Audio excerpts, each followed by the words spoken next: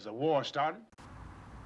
Most of us are familiar with the timeless film Gone with the Wind, starring Clark Gable and Vivien Leigh. The film will certainly go down in history books as one of the most notorious classics of all time. But what most people don't know is that Clark Gable had notoriously threatened to boycott the film. Make sure to watch the video to the end and leave your thoughts in the comment section below.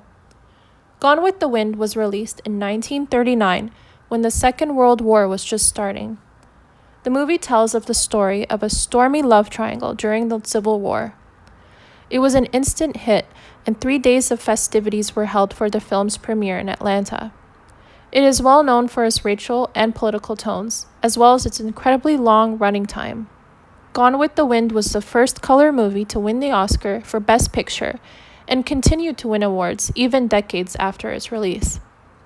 First of all, it should be noted that Gable was not a fan of the movie itself. There were a few things about the film that bothered him. One of them was finding out that he would have to cry during a scene. This made Gable close to quitting completely. In fact, he didn't even like the novel, and even went as far as to call it a women's picture. He was primarily motivated to complete the film as he was in the middle of a bitter divorce with his third wife, Carol Lombard. This led him to decide that the money from the film would help finance his divorce.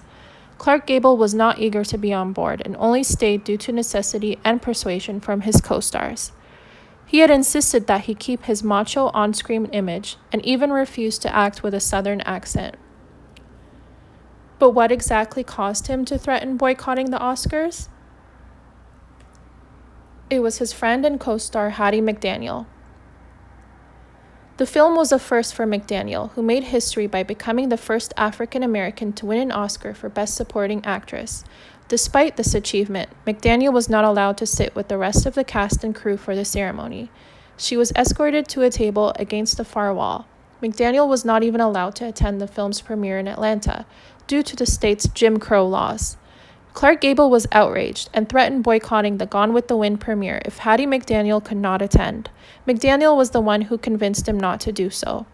The two got along extremely well, and they had starred together in the 1930 film China Seas. However, McDaniel herself was not credited in the film.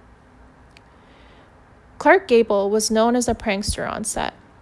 In the scene where Scarlett is having a baby, Brett pours Mammy a drink. As a joke, Gable actually pours bourbon instead of the usual tea, without McDaniel actually knowing about that. Are you a fan of the classic Gone with the Wind, or is it just another overrated film? Let us know in the comment section below. Thanks for watching.